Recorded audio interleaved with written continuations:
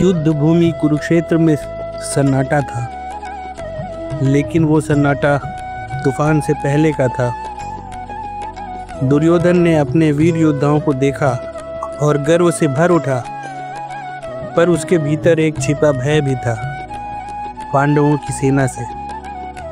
आज हम देखेंगे कि कैसे हुआ महायुद्ध का शंखनाद और कौन कौन से योद्धा थे इस युद्ध में अग्रसर।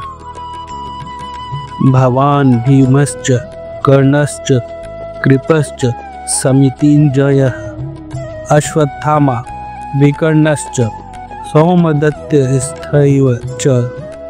अर्थात आप, पितामह भीष्म, कर्ण, कृपाचार्य, अश्वत्थामा, विकर्ण और सोमदत्त ये सभी मेरे लिए युद्ध हेतु प्रस्तुत हैं। दुर्योधन द्रोणाचार्य को अपने पक्ष के महान योद्धाओं का वर्णन करता है।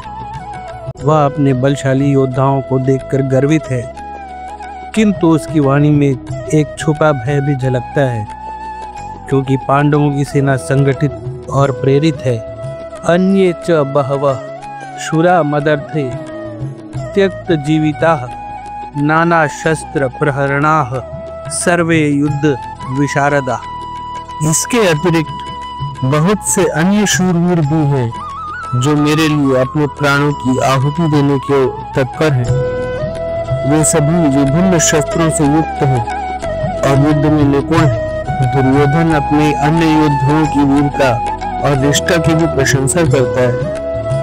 यह दिखाता है कि वह अपने बल पर गर्व कर रहा है, परंतु भीतरी भय अब भी विद्यमान है। अपर्याप्तम तदस्माकं बलम भीष्मभिरक्षितं पर्याप्तम तिदं निताशां बलम भीष्मभिरक्षितं। अर्थात हमारी सेना यद्यपि भीष्म द्वारा संरक्षित है, फिर भी मुझे अपर्याप्त लगती है, जबकि पांडवों की सेना जो भीम द्वारा संरक्षित है मुझे पर्याप्त प्रतीत होती है। यह दुर्योधन के मन में चल रहे द्वंद्व को दर्शाता है। बाहर से वह आत्मविश्वास दर्शा रहा है, लेकिन भीतर से वह जानता है कि पांडवों की सेना कहीं अधिक एकजुट और सशक्त है। अयनेषु च सर्वेषु यथा भागमवस्थिताः भीष्मेवभिरक्षन्तु भवन्तः सर्वः एव हि। अर्थात आप सभी योद्धा अपने अपने स्थानों पर स्थित रहें और विशेष रूप से पितामह भीष्म की रक्षा करें। दुर्योधन यह भली भांति जानता है कि भीष्म उनके लिए सबसे महत्वपूर्ण योद्धा है, इसलिए वह सभी से आग्रह करता है कि वे भीष्म को किसी भी प्रकार से हानि न होने दें। तस्य संजनयन् हर्षम कुरु वृद्धः पितामहः सिंहनादम विनद्योच्चैः शंखम दद्मौ प्रतापवान।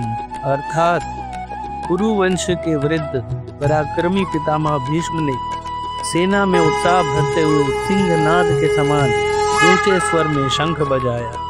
यह महायुद्ध के आरंभ का संकेत है। भीष्म का यह शंखनाद पूरी कुरु सेना के उत्साह और बल का प्रतीक है। यह एक तरफ से युद्ध की औपचारिक घोषणा थी।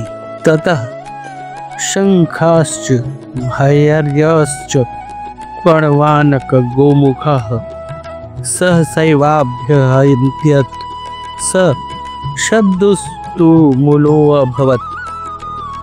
अर्थात इसके बाद शंख, भेरी, नगाड़े, ढोल और गोमुख आदि वाद्य एक साथ बजने लगे। वह ध्वनि अत्यंत भयानक हो गई। यह युद्ध की पूरी घोषणात्मक स्थिति है। ध्वनि इतनी तीव्र और व्यापक थी कि संपूर्ण वातावरण उससे कांप उठा। यह क्षण युद्ध के वास्तविक आरंभ को दर्शाता है। यह था महाभारत युद्ध की घोषणा का क्षण। शंखनाद, सेना का उत्साह और दोनों पक्षों की तैयारी अब चरम पर थी। लेकिन अब बारी है पांडवों की ओर से प्रत्युत्तर की, और उसमें होंगे भगवान श्री कृष्ण और अर्जुन। क्या होगा जब धर्म के रथ पर बैठकर श्री कृष्ण करेंगे शंखनाद? जानिए अगले एपिसोड में। अगर आपको यह प्रस्तुति पसंद आई हो तो वीडियो को लाइक करें, अपने विचार कमेंट में रखें और देसी घुमक्कड़ को सब्सक्राइब करना न भूलें। जय श्री कृष्ण।